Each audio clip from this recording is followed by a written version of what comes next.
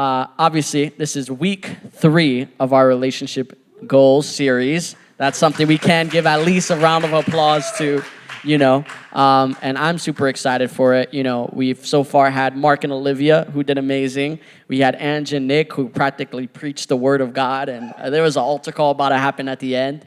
And this week, we're going to have a couple that's really, really cool and dear to my heart. It's a couple that I've grown actually really, really close to in the past year, but I've known them for a very, very long time. And they've... Again, I don't want to jump the gun like I always do and end up saying everything. And you're like, oh, I know who it is. But you guys practically probably know who it is already. So I'm going to introduce them up to the stage before I continue to give a whole spiel of how much I love them. But our guests for tonight will be Mariano and Diana Leonczik. Back there.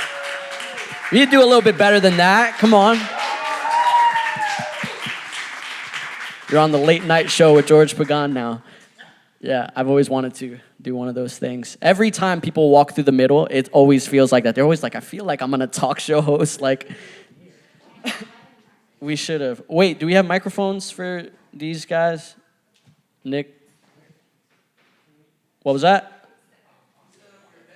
What was that? Is that sad? That's sad second?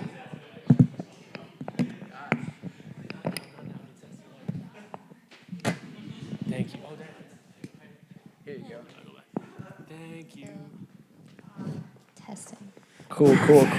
All right, we got you guys microphones. Usually we have all 3 of them set up, so, it's cool. Oh my gosh, this is stressful. And let's not forget to flip that around, the Mariano and Diana kind of thing. We usually have like a wedding picture here, is fine. Yeah. Wow, you brought it?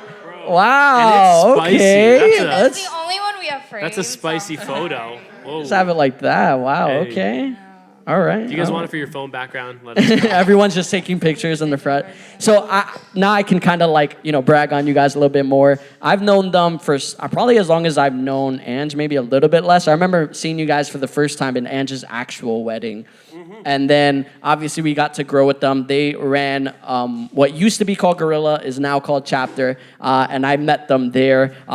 It is and still is like a cool spot for young adults. And like I said, we kind of grown more so in relationship even this year, where we've kind of realized that we've had this relationship where Mariano loves to talk about like theology and talk about like heavy Bible things, and I love listening to all of it. So it's like this awesome sponge/speaker moment where I'm just taking notes and we're talking and we're like, we should just start our own podcast at this point. And then obviously Diana, amazing woman of God. We've had our own thing where I always called her Mother Carvalho before, right?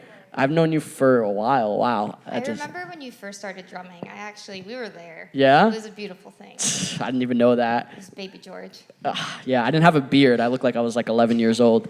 But now she is Mother Leonczik. It's just a thing that we do. Why? I don't know. It's just kind of our thing. But we're super excited to have you guys. Also, they are the young adult pastor and... what would we say, director or pastor for you, pastor and pastora? Yeah, to collectively. The Hispanic thing, pastora. Yeah, so they run young adults, and it's, again, really cool because we've been having, even having Ange and Nick, who is, the creative director, and also Nick with the tech, and now having the young adults. It's kind of cool seeing these kind of bridges overlap and that we're big on. So, Mariano, Diana, tell us a little bit about yourself. We want to know just a little bit more about you, and then what life looked like before coming together and when you guys got together, since we are in this relationship series. So, what a nice intro. Thank you, George. Wow, I'm emotional. I'm gonna cry. Great, Pastor. Wow. So we were talking about this before we got here. I don't know if I remember life before we were together. Yeah, I'm like, because I we've been don't remember. together for an accumulative 12 years. So it's been since 2008. It's like half our lives. Half of our lives, which is nuts. So before Diana, I don't know. I don't remember what happened. It was boring. It was very boring. We've been together for 12 years. It's been a long 12 years. Dated for 9. Married for almost 3. I struggled to do the math in my head. We met at high school. She forced the friendship upon me, which was awesome. We were together for all 4 years of high school. She went off to college. I was here. We started serving at the same churches, which was super cool. I proposed at the same spot where she asked me to be her best friend. So that was like full circle, which was nice. It was very cute. I know there's so many rose petals, like thousands of rose petals. I thought we were walking into someone else's proposal.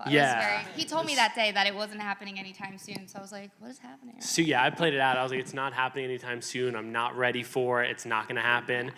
Same day, we arrive and there's rose petals everywhere. And she's like, oh my God, someone's going to get proposed to. And I was like, yeah, which was nice, which is beautiful.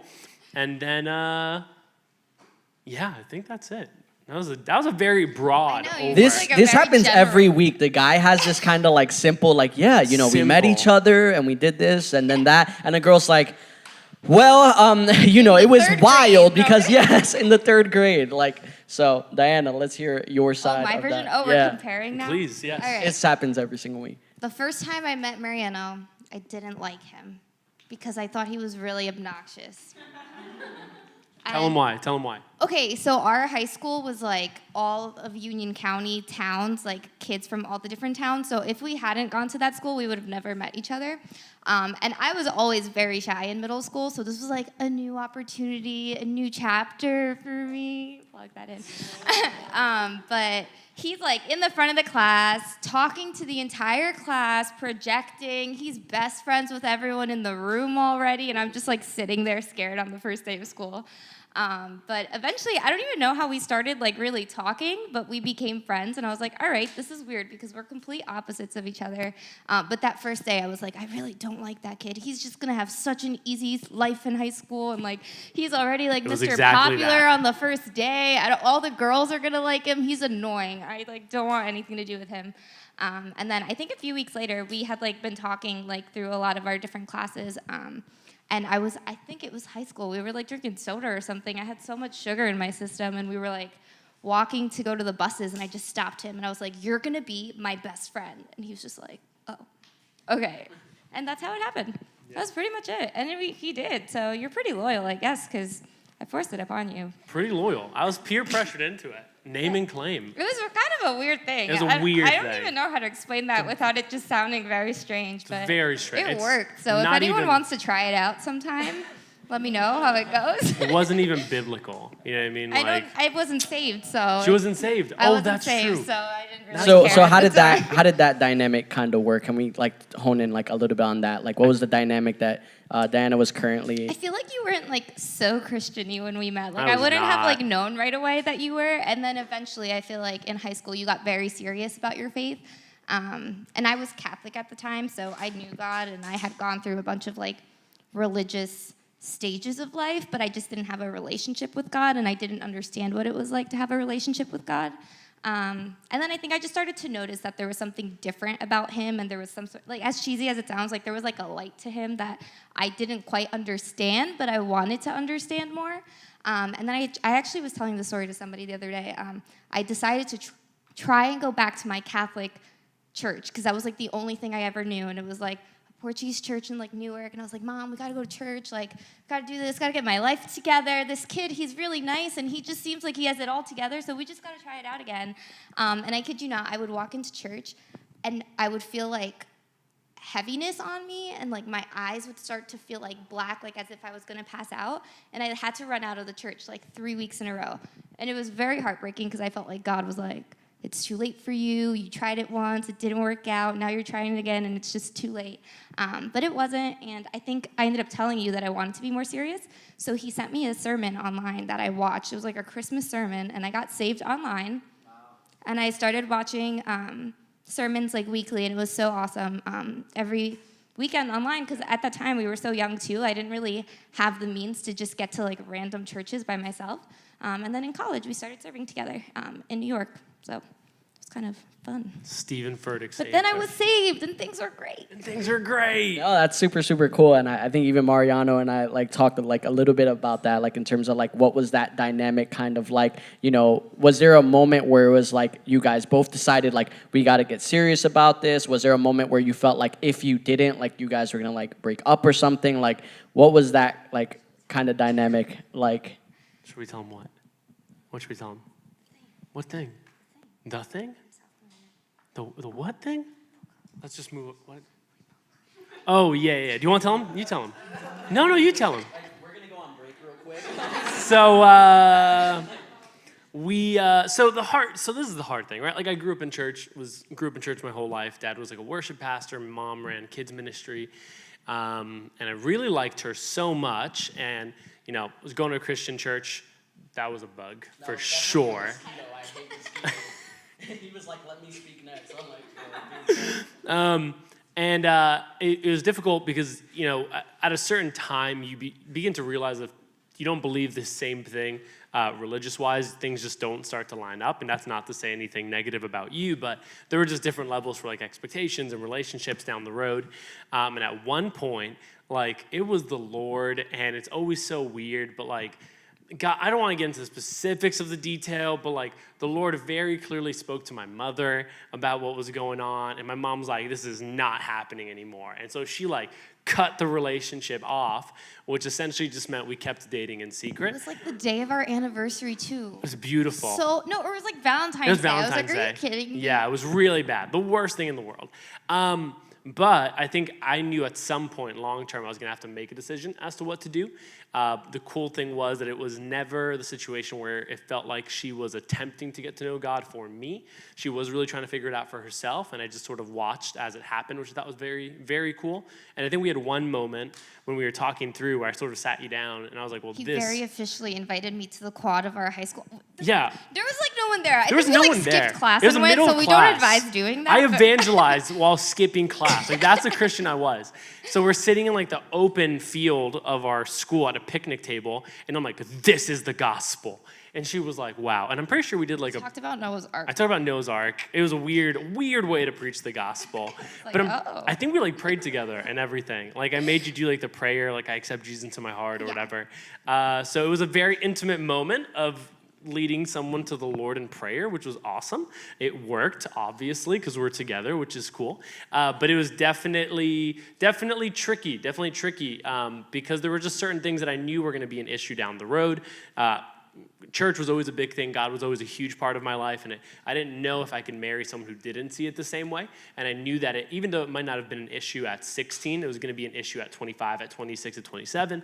And so it was very cool that it worked out the way that it did, but definitely was very stressful for me being 17, 18, really loving her and being like, I don't know if I'm going to be able to let this go on, Because either she was going to make her way over to Christianity, or likely I was just going to abandon it and leave it, because it's at that point it was going to be just so much stress fighting against it, to where at one point I go, I might just walk away from all of this in order to just be with her, And so praise God that that's not what happened, and praise God that you're awesome, and that she received Jesus for herself. And then even when she went off to college, it was cool because she was attending church without me having to say anything. So she would just be going, and she'd be serving at extra services, and it wasn't like I was saying, hey, I'll see you at church. She would text me, go, which service are you going at? I'll be there for all day. And so I'd meet up with her, and it was very cool to see. So holy. She was so All holy. day. It was cool to see her pursue God for herself, and it wasn't like she was doing it for me, which was a big different thing. At one point, she was the better Christian than I was, which was, she knows it for a fact. Yeah, you were 100%. So two things real quick. One for you guys. Remember, the Instagram post is up right now on our story. So please, while we're doing this, send in questions. We have the questionnaire sticker thing.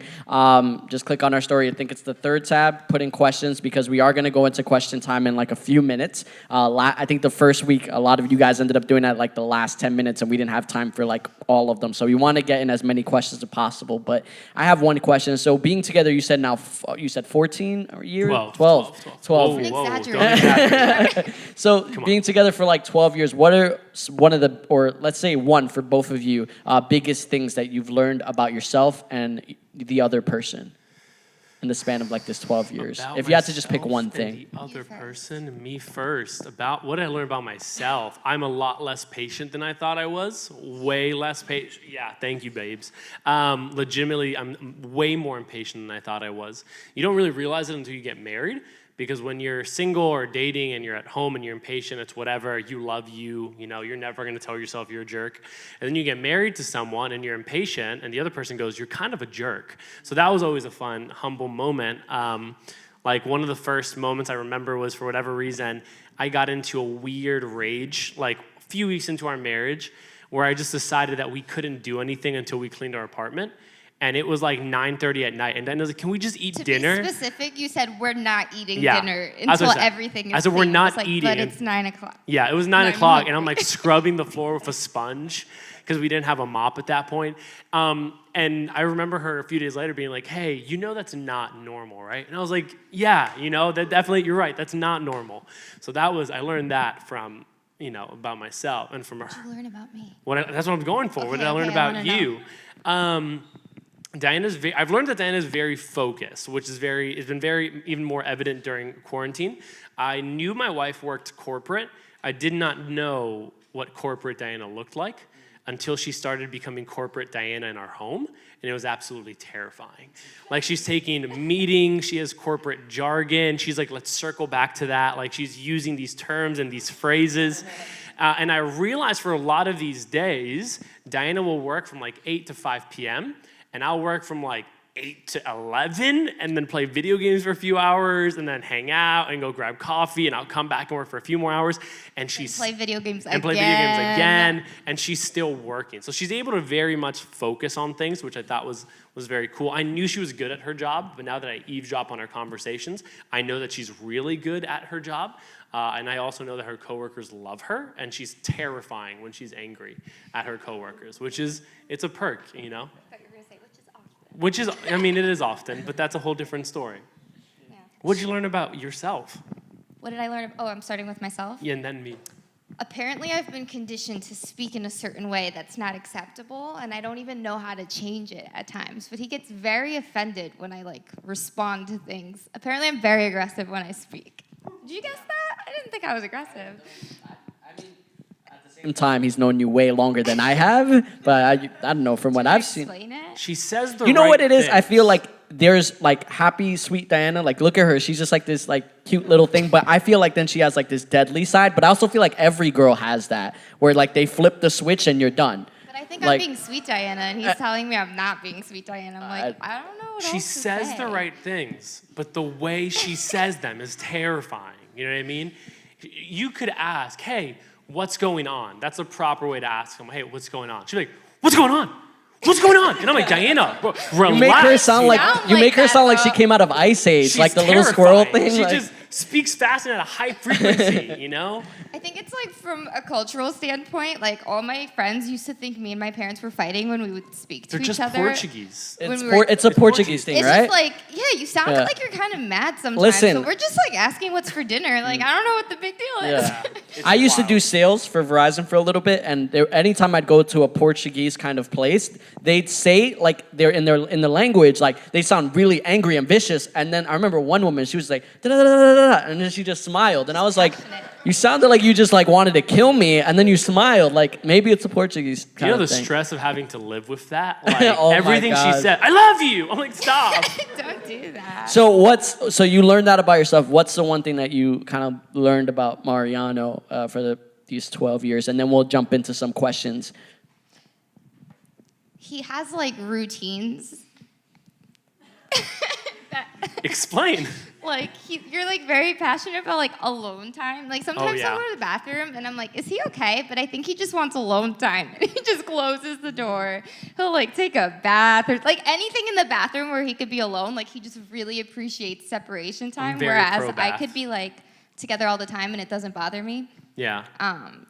So yeah, it's very strange. You just think Mariano really likes baths or something, but I think he just likes alone I time. just need solitude. You know what I love about this? It's there's the realness, right? It's when the rose-colored glasses come off, and it's and this is what we've been honing in on for the past 3 weeks of there's the lovey, cuddly and all that stuff. And then there's the kind of but that's also a real person, right? Yeah. And it's learning to love the real person and not just create this infatuation kind of thing. So it's really another cool. one. He also likes to sing everything. Wow. Yeah. That's true. All the time. Yeah. But it's always at moments where I'm mentally overwhelmed and then I just stare at him like this because it's at 8 o'clock in the morning and I'm trying to catch up on all my emails and he's just in the kitchen like this. minutes, like dancing and singing, and I'm like, can we do this at like She's 5? had 5 meetings. She's no coffee She's yet. answered 200 emails. She's exhausted. I'm like, what do you want for dessert? All the time. All the like time. that, all the time. Yeah. And I'm like, I love you so much. All right, so we're gonna start getting into the questions, That was and so intimate. the way that we usually do this is we kind of have Christina back there, and we have the questions randomized, and we just put them up on the screen, and we ask them. Like I said, you guys keep sending in questions because we are going to be answering the ones that are most recent and current. Make them weird. Weird questions. You can make them weird, but just not too off the wall, or I'll find Not who too off sent the in wall. that question. I will go to the back on the Instagram account. All right, let's get a question up there. During dating, if there were ever hard moments, how did you work through them and not just say, let's just break up? Wow, this week has the hard-hitting questions. All right, we're not going to ease into it, I guess. Do you want to start? Do you want I'm to? thinking. You're thinking? Yeah, I'm trying to remember 12 years ago. Bring that wisdom. How did we not just think break fast, up? right? How do we not break up at all? Like multiple times. We broke up once or twice. Just the one time. Just one time? Yeah. I don't know. I don't know. We were like unofficial for a long time. Long that was time. very complicated. Unofficially I hated official.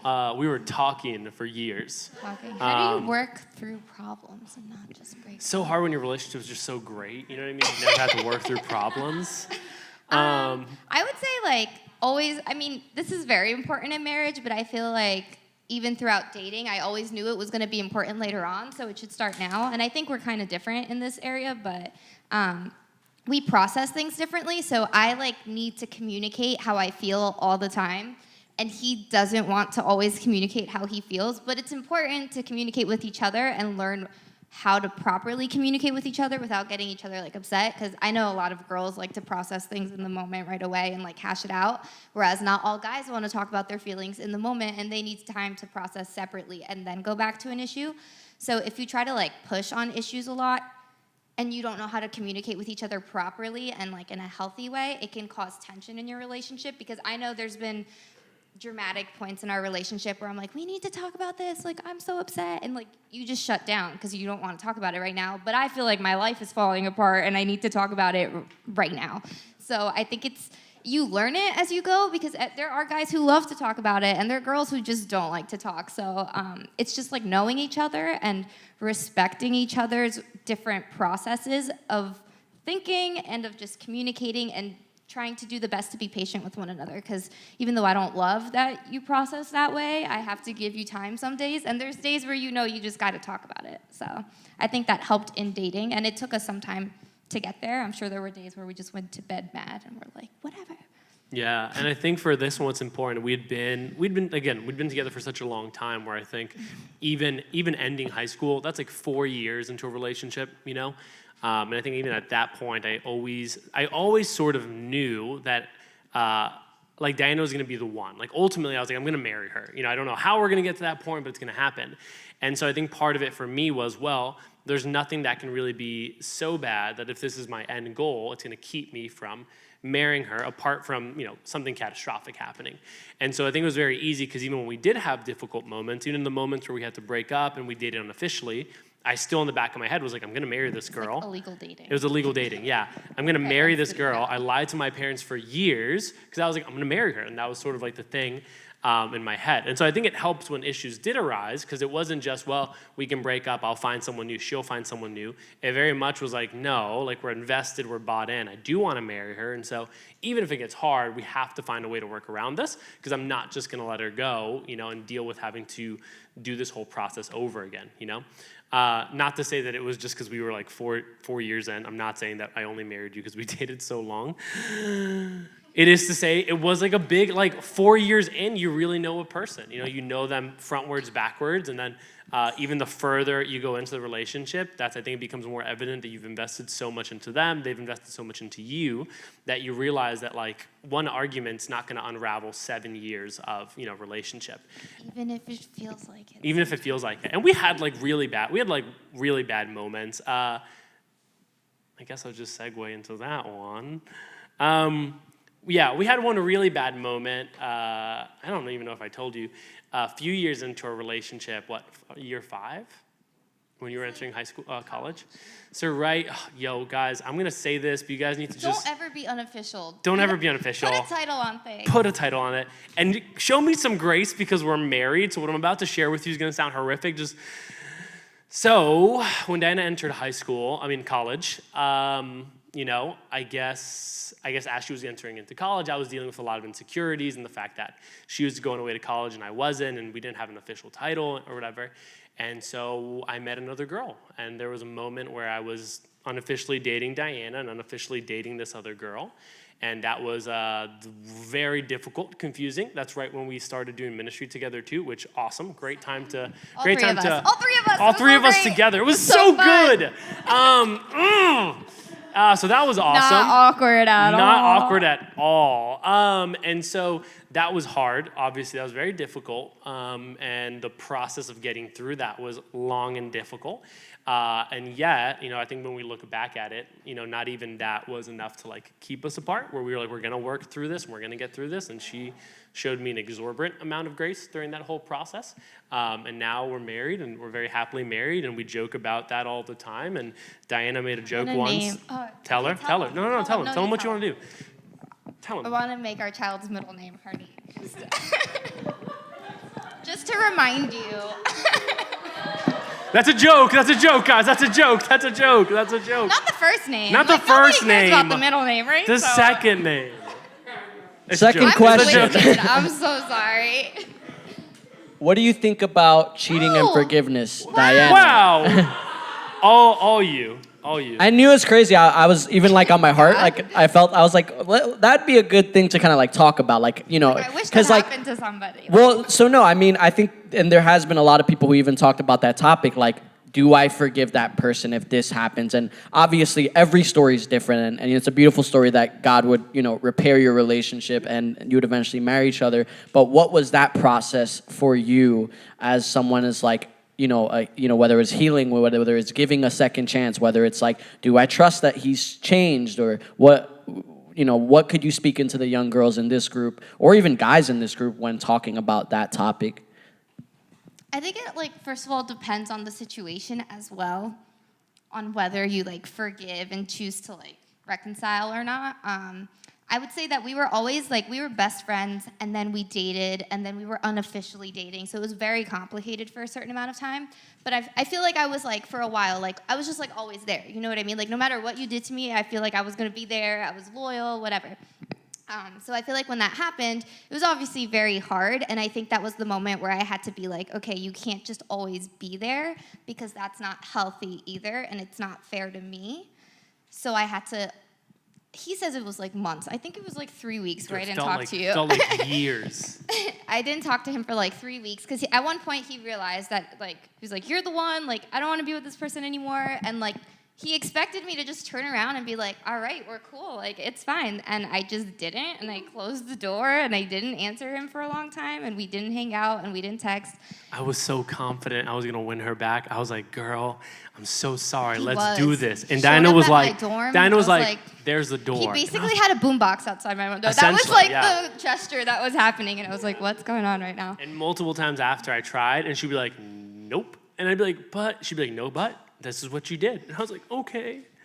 It was awesome. But yeah, I think it's very important to know your worth and whether something is also worth going back to or not. And I knew that it was worth it because we had been friends for so long. But I'm always the person who wants to talk things out in the moment. And when that happened, I was like, I need time.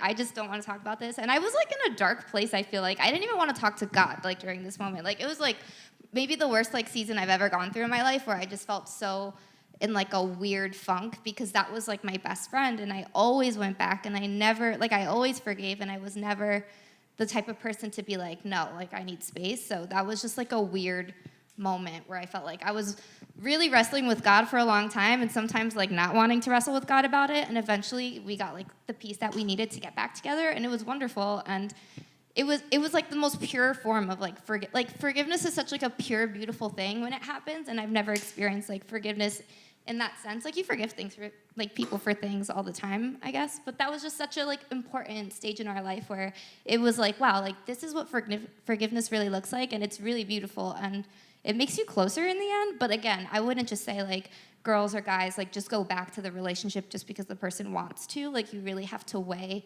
what that relationship looks like and if it's healthy and if it's worth it and are you being treated the way that you should be treated.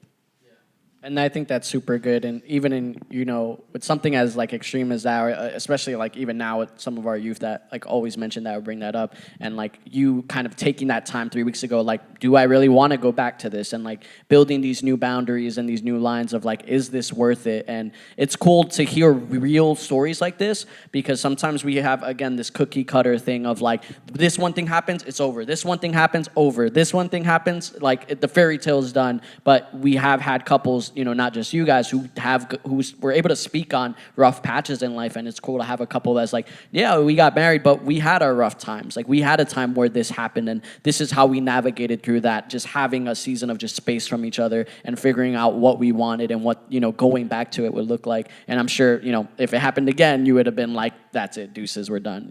Yeah. So that's kind of like the cool part of that. Let's get into the third question. Can I add something to that very quick? Yeah, sure. So two very quick things. One, for anyone who's gone through it and you're wondering, is it worth it? She did not even give me like a little bit of leeway, which I think like she made me work for it. And I think like she nailed it where she said she figured out what her worth was and she didn't accept less. So if you've been in that relationship and you're trying to figure it out, you make the person work for it. You make them show you that they're responsible and they are serious about it. You don't give them leeway. She gave me zero leeway for those 3 weeks until she saw that I did not give up. I kept going, and she finally ultimately opened up the door again and we started dating. But the second thing, I knew that forgiveness was genuine from my end, because ever since, she's never brought it back up. She's never used it against me. Never in an argument did she bring it up to make me feel bad. It was genuinely like, it's forgiven and we move on. We just joke about it now. Now we joke about it. But like, matters. It's never, and that's a healthy thing I think for the person who gets forgiven to know too, where it's like, it wasn't like she said, I forgive you, and then she held on to it and uses it as ammunition when things go bad. It's gone, it's done. Like it's never once come up in like a negative way. Again, we joke about it a lot. She jokes about it more than I do at this point. But yeah, that forgiveness is very genuine. To be fair, I actually liked that name up until this moment in life. So it was just like, great, now I can't even use this name. Are you kidding me? So I just want to clarify. I'm not that twisted. I just like the name. She's not that twisted. No, it's fine. I think we all have a name that we thought was cute, and then we go through something, we're like, now I can't name my kid that. Yeah. Like, okay, the name's done, All right, let's get third question. How did you guys keep your trust and love for each other through college? That was rough. Do you want to talk? I don't even know how to do it. I mean, during the time, she was in New York. She was staying there, and I was not doing school. I was working. But I think there was like definitely a moment where I was there every weekend, or at least once or twice a week. I was here every weekend. Or she was here every weekend. So a big part of it, which was easy for us, was the fact that we weren't super far apart. We weren't like halfway across the U.S. trying to handle a relationship. We could still see each other. We could still hang out. And our lives were super integrated because of ministry and because we served together at church. And so it was very easy for us to keep it because we saw each other and we always knew we would see each other. And there was never I'm not going to see you for 4 months, And so I think that made it a lot easier for us to do that. And I think the fact that we also had such a solid friend group that really loved me, loved her, loved us together, and they were always so, I guess, intentional about making sure that even in the moments where we hung out, very rarely did we ever have moments alone and stuff, and they helped us be accountable and they kept us together, which was super cool. And so I think just being the position we were in where we were able to see each other helped tremendously. I know that people do long distance and they nail it, but I don't know if I would have been able to do it, it's because it's difficult. And then just having like the right friend group and support group to encourage you, to keep you focused and all that, I can't understate how helpful that was. It was so good to have friends who I knew loved her as much as I did, and they would make sure that I was faithful and consistent, during that time. Pastor Nick said so many things once. I remember even in the previous moment where we were talking about the other girl once, and it just hit me now, where I said things about the other girl and I said things about Diana, and Nick was like, it sounds a lot like you're saying you like Diana. And I was like, I don't know if that's how I feel. Oh, Nick's I thought like, this was like last week. No, years ago. I hope so. And Nick's like, buddy, she's the one. And I remember being like, I don't know, Pastor Nick. And sure enough, Pastor Nick was like, she's the one. And he was right. He was there. He was faithful. He pushed me. He hit me too. Do you want to add to that, Diana, or do you want to go? So how do you love and trust each other in college? Yeah. I would say that. I think it's possible to do longer distance than what we did, but I think just having some sort of consistency to our schedule, whether it's like seeing each other in person or you're spending time with each other in another way. Like I think we always knew we were gonna see each other on Sunday, and once we got like very serious after that rough patch we went through, like I made the effort to like come home on the weekends, or like we would end up going back for church together anyway. So we were always spending time with each other on the weekends and just being in communication with each other, because I think that's like the hardest part if people start feeling insecure, is like if you're just not hearing from the person and you don't know, not that you don't trust them and you don't know what's going on, but like you just feel like not important in their life, I guess, which again, it happens and it's college, so obviously there's a moment of adjustment and you might not be able to like talk all the time, but just formulating some sort of like routine or consistency in your weekly schedule so that you have that time together and you can feel like important and like prioritize to each other, but also like, hey, what's up? How's your week going? You know, like just keep in communication. That's super good. Let's get to the next question, just so we have time to do this one and one more before we close. How does your relationship change once you decide to date long term? How do you know you're there? Are you saying long term as in like when you consider marriage? Is that what you're saying, or do you mean like? I'm guessing the person meant like, what does it look like when I guess you're more like dedicated to the person? Like I want to marry this person rather than just dating to just be with someone for a little bit. Like what's I guess the shift in the mindset? At least that's what I'm getting from what this person wrote. And I guess from when he said, how do you know you're there? Maybe it's more so of like, how do you know that? Like, again, like I'm in a place to like take another step or what have you. I go first? Great. I I think for me, there was one moment, I think, thinking back, because she was in school, I was working full time, and so I was living at home, making a salary. It was the life. When I tell you, like, every other day there was a package at the door with like clothing, sneakers. Like it was the best time of my life now's the best time of my life, but that was the previous best time of my life. And I don't know what happened one day where it clicked to me, where I was just figuring out how much I was spending on stuff, and something in me was like, this is how much clothing costs, and I just remember being like, and this is how much like a ring costs, and sort of everything sort of honed in to where I was like, oh my gosh, I'm spending stupid amount of money. And I'm like, with the money that I was making, I could buy a ring. I could start saving up for a wedding. I could start putting money into saving. And I think something in me just started to change, where I was like, I was what, 21? 22 when I proposed. So I think at 21, I was like, I think this is it. And I started just shifting, and I stopped ordering packages. I stopped going out as much as I did. I stopped eating out as much as I was eating out. And I mean, she really wouldn't know it because she was at school, but as my checks were coming in, they were just going into like savings, because I wanted to get a ring. And it sort of just changed for me, like the whole mindset really does change, because it was as easy as like the guys text you to go out to eat and you're like, you know what, I'm gonna pass for tonight. And it wasn't because I didn't want to hang out with the guys, it was just in my head I knew those $20 could have been applied more towards something else. And when it comes to like actually the actual day and the shift where it hit me, it's so weird when I talk about it, because so many people have different moments and experiences, where some people, it's like they had like this dream where they woke up and it's time to get married, or someone has prophetic moments. I just remember it hitting me one day where I was like, I'm 21, she's the one that I want to be with for the rest of my life. Why am I going to wait any longer? What's going to keep me from going? What are 4 years going to make it that much easier? And part of it was, no, it wasn't. No, it would have made it that much easier, but I preferred to get married and experience the harder parts of life together than to try to build up this great savings account and all my benefits before we jumped in. And for us, it was good. It worked at the time. I was working, she was at school, and then even she started making, I think, conscious decisions where like you moved back to New Jersey and you started commuting because it was cheaper, and in mind, cheaper ultimately with the idea that one day to get married, the less you spend at college, the more money you can use for other things. And even we were both, when you got your job, we were both just saving money, and I didn't even propose at that point. You had just gotten the job, but we were just like, oh, let's not go out. Let's not spend money. And it wasn't like we were like, it's time to get proposed, but I think we both had the same idea. We were just dancing around the conversation of like, do we go out tonight? Nah, let's not spend money tonight.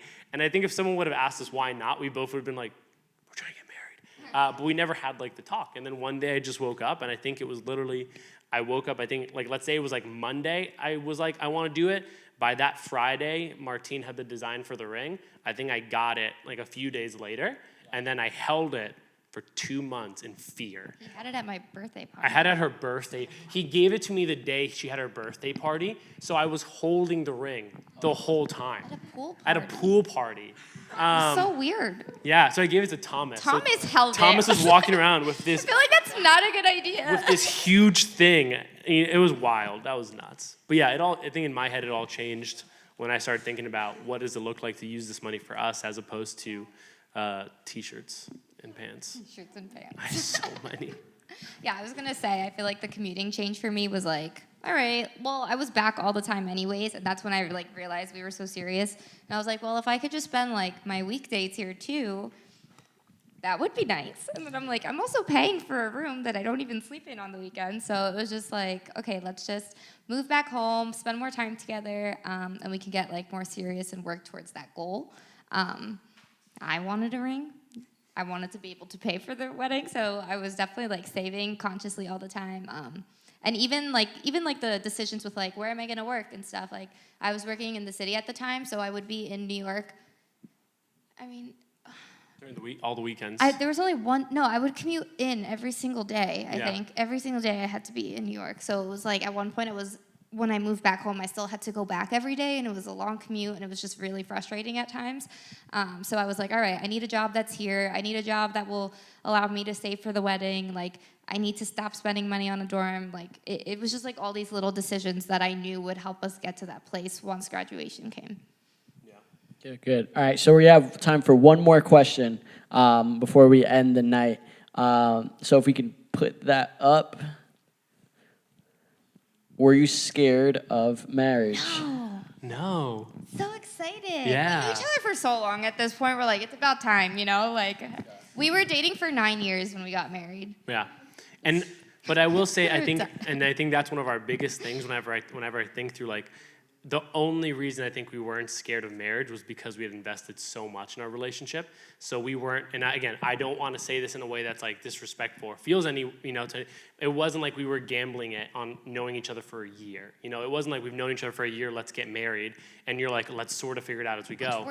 Which works, that's what I'm saying. I'm not saying, but I'm saying for our case, even like you heard it, when we even went to go do our pre-counseling with Nick and Marissa, they looked at us and they were like, we really don't have much to discuss because you guys have clearly spoken through everything, We dated longer than some of like my aunts and uncles have been like married. Yeah. Or like dating and married. So it was just like at this point we're basically like at this point we spent all of our time together. Like we just went to different houses at night. Yep. So we had known each other for so long and we're so serious at that point that it just felt like the logical next step, and it was just way easier to not have to drive me home all the time. 100%. But I think it's so like, annoying. not only was it that like we both loved the Lord and we were serving, it was just like we had spent the time and it wasn't like we were rushing into it. I really do think like I had coworkers who were like, how the heck did you date for these many years, I had coworkers who like weren't Christians and they were asking me, why don't you guys just move in together? Isn't that the next step? And I was like, that's not how it works. Like we want to get married first.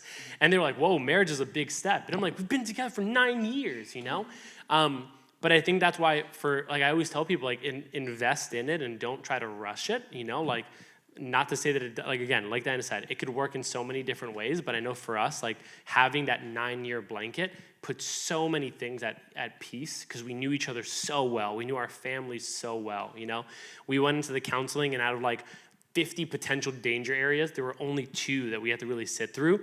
And I think we only did 2 sessions because we just sat, that's all that there was there to address, And that's not saying, oh, we're bragging that we're perfect. It was, no, we'd spent 9 years of arguments, of highs, lows, good and bad moments that got us to the place. And when we finally sat down and said, let's do this, we had built such a solid foundation to be able to build into that next season.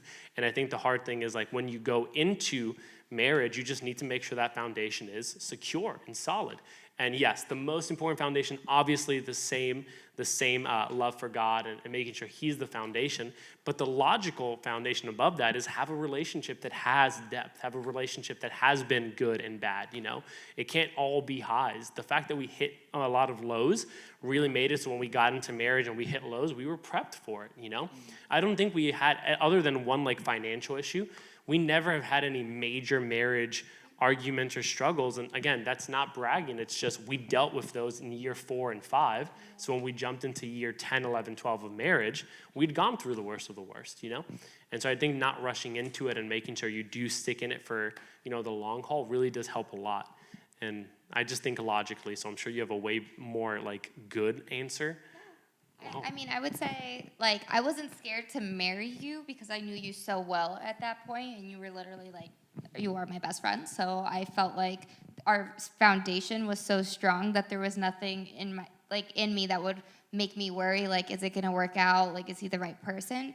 I think if anything, the more stressful part was I was nervous to tell my family because my family wasn't Christian. I feel like a lot of Christians get married young, but my family wasn't Christian at the time. So I was are they going to think I'm crazy because I'm 22 and engaged? They're going to tell me I'm too young. They're going to be you can't do this. When I went to go talk to her parents, her dad was like, are you sure? And I'm like, yes.